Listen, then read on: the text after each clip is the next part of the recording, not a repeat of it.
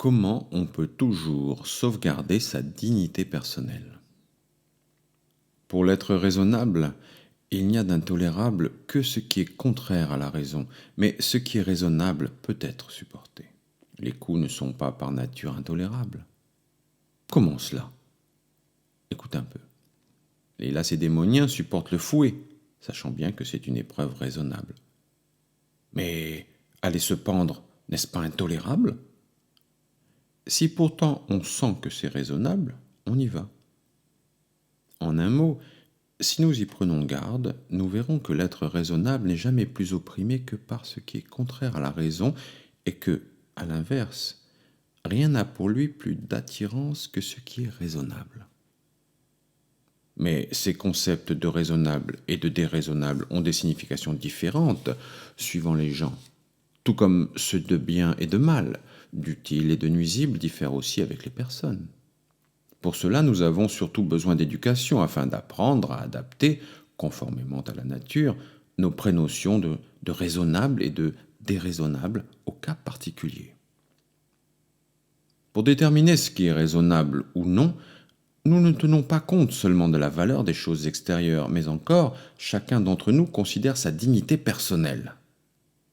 Pour l'un, il est raisonnable de présenter à tel le vase de nuit par la seule considération que, s'il ne le présente pas, il recevra des coups et pas de nourriture. Si au contraire, il le présente, il ne subira rien de pénible ou de fâcheux. Pour un autre, non seulement cela paraît intolérable de présenter ce vase de nuit, mais même de souffrir qu'un autre le fasse. Si tu me demandes « Présenterai-je ce vase ou non ?»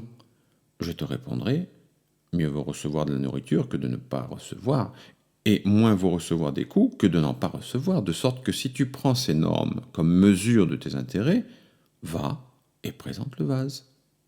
Mais ce serait indigne de moi.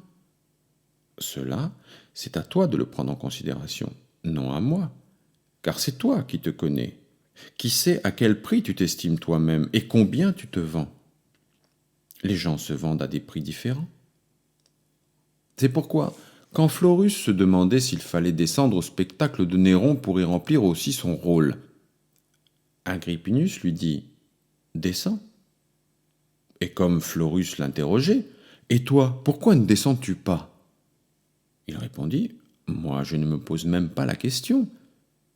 Si on me met une seule fois à examiner de pareilles choses, comparant la valeur des biens extérieurs, la calculant, on est bien près de ressembler à ceux qui ont perdu le sens de leur propre personnalité. Que me demandes-tu donc? Si c'est la mort qui est préférable ou bien la vie, je te réponds la vie. La peine ou le plaisir, je réponds le plaisir. Mais si je ne joue pas à la tragédie, on me coupera le cou. Va donc et joue. Moi, je ne jouerai pas. Pourquoi? Parce que toi, tu ne crois pas être autre chose qu'un des fils de la tunique. Et alors? Tu devrais te préoccuper de ressembler aux autres hommes comme un simple fil ne veut en rien se distinguer des autres. Mais moi, je veux être l'aticlave, cette pièce petite et éclatante qui donne à tout le reste son élégance et sa beauté. L'aticlave est la bande de pourpre de la tunique sénatoriale. Que viens-tu donc me dire? Assimile-toi complètement à la foule? Et comment serais-je encore le laticlave? Il savait bien aussi cela, Helvidicius Priscius, et il agit en conséquence. Vespasien lui fit ordonner de ne pas assister à une séance au Sénat. Et lui de répondre « Il dépend de toi de ne pas me compter parmi les sénateurs, mais tant que je le suis, je dois siéger. » Eh bien, siège, mais ne parle pas. Ne m'interroge pas et je me tairai. Mais je dois t'interroger. Et moi, je dois répondre ce qui me paraît juste. Si tu réponds, je te ferai mettre à mort. Quand donc t'ai-je dit que j'étais immortel? Pour toi, tu rempliras ton rôle et moi le mien. À toi de me mettre à mort, à moi de mourir sans trembler. À toi de m'exiler, à moi de partir sans m'affliger. À quoi donc a servi Priscius dans son isolement? Et à quoi le laticlave sert-il à la tunique? Que fait-il d'autre sinon de briller sur elle comme Laticlave et d'offrir ainsi un beau modèle à tout le reste?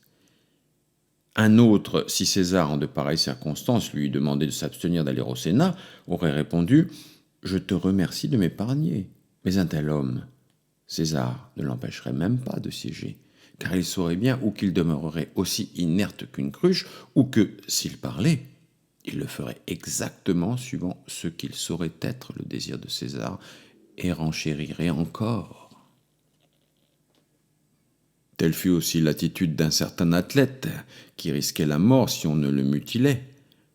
Survint son frère, c'était un philosophe, qui lui dit « Eh bien mon frère, que vas-tu faire ? Amputons-nous ce membre et continuons-nous d'aller au gymnase ?» L'athlète ne put supporter cette idée, mais il se raidit contre le mal et mourut. Et comme on se demandait « Comment il fait cela ? Comme un athlète ou comme un philosophe ?» Comme un homme, répondit Épictète, comme un homme dont le nom a été proclamé à Olympie et qui a lutté, qui a passé sa vie sur un pareil terrain, et non comme un homme qui allait se faire parfumer chez Bâton. Un autre se serait même fait couper la tête s'il eût pu vivre sans tête. Voilà ce qu'est la dignité personnelle. Telle est sa force chez ceux qui sont habitués à la faire entrer en ligne de compte dans leurs délibérations. Mais voyons, Épictète, rase-toi. Si je suis philosophe, je réponds, je ne me raserai pas. Alors je te ferai couper le cou.